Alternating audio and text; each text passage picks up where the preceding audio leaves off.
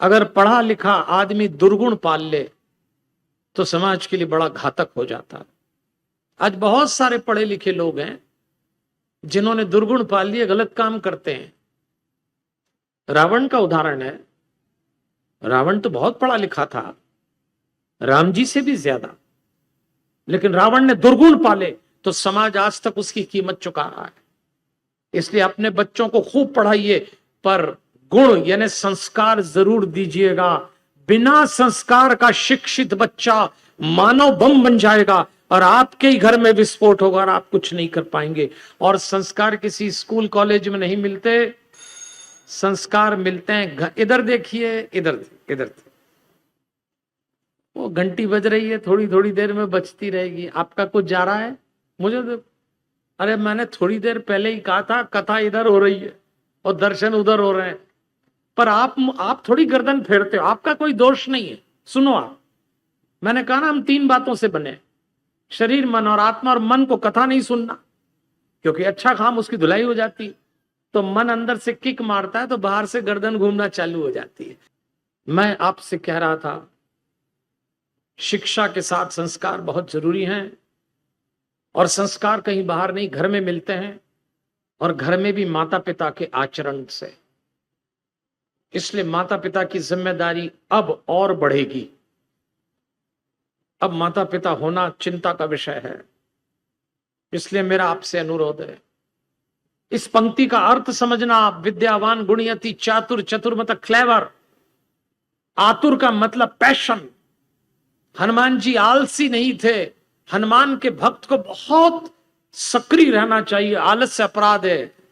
इसलिए हम तो आपसे निवेदन करेंगे, हनुमान जी का मतलब ही है विद्यावान गुणयति चातुर, राम काज करिवे को आतुर। इस पंक्ति का अर्थ ये देवियों और सज्जनों, हनुमान जी संस्कारी हैं। और हनुमान जी एक बात कहते हैं, संस्कारी व्यक्ति जो होता है वो दुर्गुण नहीं पालता, उसके भीतर एक फकीरी उतरती है। हनुमान जी एकदम फकीर थे। फकीर तो आप समझते हैं ना, फकीर का मतलब जो दुनिया में रहे पर दुनिया उसमें न रहे। फकीर बनने के लिए भगवा कपड़े नहीं पहनना पड़ते। फकीर बनने के लिए घर छोड़ के जंगल में आश्रम नहीं बनाना पड़ता। आप तो रोटी बनाते हुए फकीर बन सकते हैं, आप बच्चे पालते हुए फकीर बन सकते हैं, आप दुकान पे गल्ला गिनते हुए सन्यासी हो सकते हैं। फकीरी तासीर है, फकीरी ड्रेस कोड नहीं। हमारे भीतर भी फकीरी उतर सकती है अगर हम हनुमान जी से ठीक से जुड़ जाएं। तो हनुमान जी ने सारे काम किए, लेकिन फकीरी भीतर उतरी। हनुमान के भक्त को एक फकीरी बेफिक्री होती है। देखो, जिंदगी में परेशानी कभी किसी की कम नहीं होगी, लेकिन यदि आप हनुमान के भक्त हैं तो आप कहेंगे जो होगा निपट लेंगे, क्योंकि हनुमान जी हमारे साथ हैं।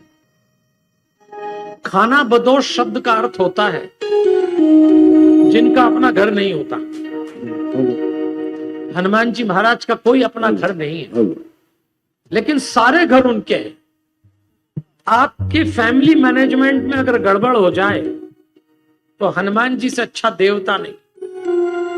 एक बात याद रखना, घर परिवार में कुछ ना कुछ होता ही रहता है। हनुमान जी को अपने घर के केंद्र में रखिएगा। और देवता तो आप किसी और देवता को याद करो।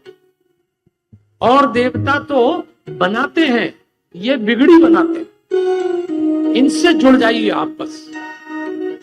ये तो कहते हैं जहां घर मिलेगा वहीं बैठ जाऊंगा। धूप सिर पे आए तो जब लोगों का साया भी जल जाए, उस समय हनुमान जी सूरज का बोझ अकेले उठाने को तैयार हैं। ऐसे हनुमान जी से जुड़ना है।